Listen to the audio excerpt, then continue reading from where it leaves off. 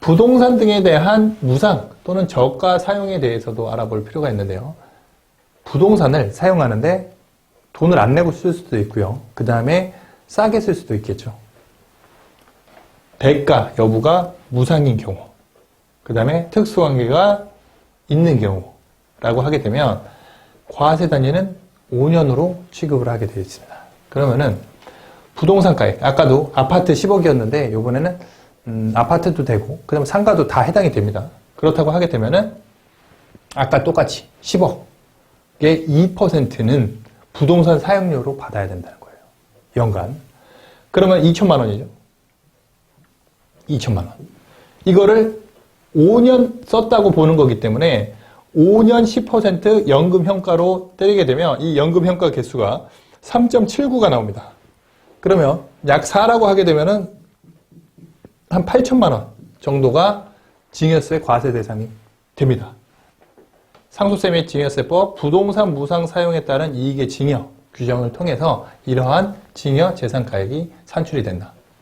그리고 무상이면 그렇고요. 저가, 대가를 주긴 했는데 조금 좋다는 거죠. 과세 단위는 1년이고요. 원칙은 시가가 얼마죠? 10억에 2% 하면 2천만 원이죠. 2천만 원인데 대가를 예를 들어 1,000만 원만 줬어요. 그럴 수도 있죠. 원래 2천만 원 내야 되는데 1,000만 원만 냈어요. 그러면은 이 대가 지급액 차액 있잖아요. 이 차이. 요게 1,000만 원이죠. 1,000만 원만큼이 증여재산 가액이 된다는 거죠. 다만 요건 자체가 요거를 적용을 할 때 1,000만 원 이상 그리고 시가와 대가의 30% 이상 차이가 나야 된다는 거죠. 1,000만 원 이상이 1,000만 원이니까 1,000만 원 이상이 되는 거고요. 시가와 대가의 차이 자체가 시가는 2천만 원인데 대가가 1,000만 원이니까 50%가 할인된 거기 때문에 30% 이상 차이가 난다라고 보실 수가 있겠습니다. 그리고 특수관계를 봤고요. 특수관계가 아니라 하더라도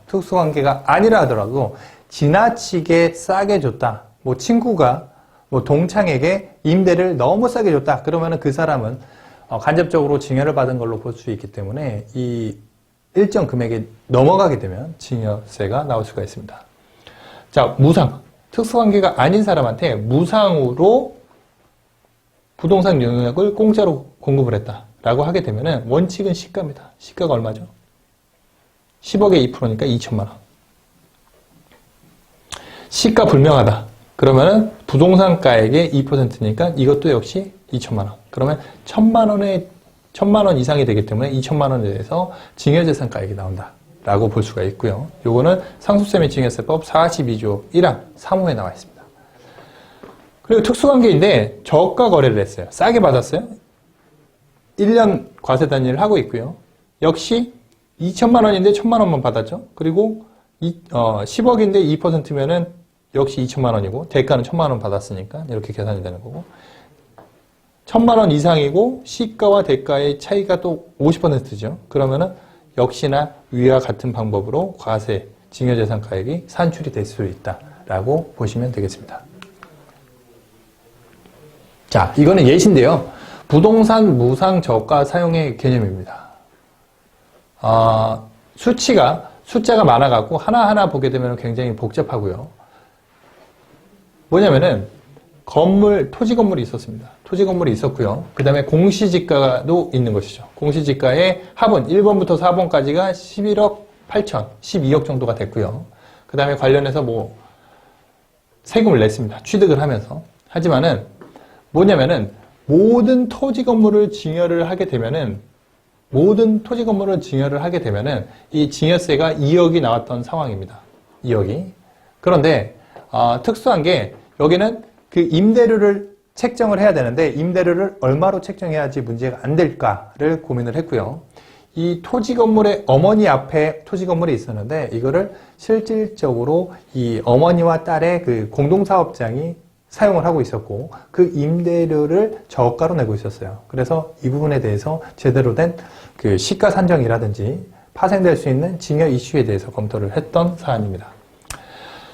적정 임대료는 시가는 아까 일반적인 토지 건물이기 때문에 이 12억 정도가 됐었죠. 12억 정도 공시지가.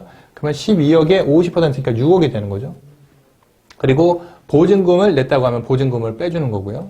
보증금을 안 냈으면 무상사용이고요. 그리고 1.8%의 정기예금 이자율, 그리고 임대 1년 했다고 하면은 365일이 될 것이고요. 그리고 여기도 따님이 아까 한 명이 아니라 2명이었어요. 명의자 자체가. 자, 하게 되면은 결과론적으로 이렇게 계산했던 연간 임대료는 한 1,000만 원 정도가 됐고요. 월 임대료는 뭐 89만 원 정도가 됐다는 거죠. 그래서 적정 임대료에 대한 그 시가 개념도 시가의 50%, 아까 12억이었죠. 시가의 50%가 6억이죠. 여기 6억 정도가 잡혔죠. 6억이고 보증금을 이 경우에는 5천만 원을 책정했고요. 5천만 원이라고 하게 되면은 6억에서 5천만 원을 빼니까 5.5억. 5.5억에서 정기예금 이자 1.8%라니까 970만 원. 연간 임대료가 나오고 나누기 12 하면은 80만 원의 월 임대료가 나왔다. 해서 월 임대료 자체를 80만 원 정도로 설정하면 되겠다. 명의자는 2 따님이었다. 라고 생각을 하시면 되겠습니다. 그리고 요거는 나머지 작은 부분이었는데요. 요 부분은 뭐 5천만 원이었다. 라는 부분에 대해서 계산을 한 부분입니다. 하지만은 요거는 숫자가 작아서 패스를 하도록 하고요.